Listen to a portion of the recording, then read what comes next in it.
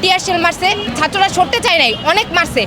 যে মেয়েরা পড়ে গেছে তাদেরকে ওই পড়া অবস্থায় তারা মারছে। উপদেষ্টা সচিব হায় হায়, এই আমাদের ভবিষ্যতের ধ্বংসের দায়কা। আমরা আজকে গেছিলাম সচিবালয়ের সামনে, পুলিশ আসছে, এসে আমাদেরকে প্রথমে থ্রেট দেওয়া হয়েছে যে তোমরা যদি না যাও তাহলে তোমাদের উপরে হামলা করা হবে। যেহেতু আমরা যাই নাই, তারপরে ওরা আমাদেরকে প্রথমে ওই যে পানি ছুঁড়ে মারে যেটা ওইটা করছে, তারপরে টিয়ার শেল মারছে।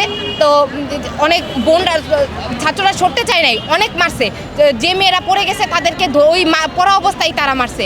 এখন তো আহত অনেকে আছে, অনেকে হসপিটালেও আছে। আমরা চাই নরসিংদী টেক্সটাইল ইঞ্জিনিয়ারিং কলেজ নরসিংদীতেই থাকবে বস্ত্র অধিদপ্তরের অধীনে, এটাই আমাদের চাওয়া ছিল। উপদেষ্টা সচিব হায় হায়, এই আমাদের ভবিষ্যতের ধ্বংসের দায়কা। মূল কথা হচ্ছে যে আমরা নরসিংদী টেক্সটাইল ইঞ্জিনিয়ারিং কলেজের প্রত্যেক ছাত্রছাত্রী সবাই আহত করছে আমাদের পুলিশ, এবং আমরা বিগত 6 মাস যাবৎ সুষ্ঠুভাবে শৃঙ্খলাভাবে আন্দোলন করছি। এই প্রেস সচিব এখানে প্রেসে আসে, আমরা 2 রাত অবস্থান করছি। তারপর দেখা গেছে যে এই নরসিংদী টেক্সটাইল ইঞ্জিনিয়ারিং কলেজ একটা প্রতিষ্ঠান যেখানে প্রায় 300-350 প্লাস স্টুডেন্ট আছে। এটা বন্ধ করে দিয়ে আমাদের টেক্সটাইল খাতকে আসলে ধ্বংসের দিকে নিয়ে যাচ্ছে। এই জন্য কি উপদেষ্টা সচিব বুঝতেছে না, নাকি এরা টেক্সটাইল সেক্টরটাকে নষ্ট করে দিতে চাচ্ছে?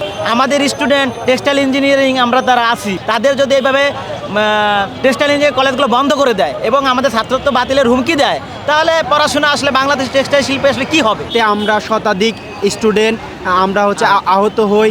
আমাদের এক বন্ধুর মাথা ফেটে গেছে, সে মেডিকেলে ভর্তি আছে। আমার বোনের শরীরের উপর গ্রেনেড মারে। আমি নরসিংদী টেক্সটাইল ইঞ্জিনিয়ারিং বর্তমান ছাত্র। তো বর্তমান নরসিংদী টেক্সটাইল ইঞ্জিনিয়ারিং বন্ধ রয়েছে, কিন্তু আমরা আসছি যে আমাদের কলেজটা চালু থাকুক।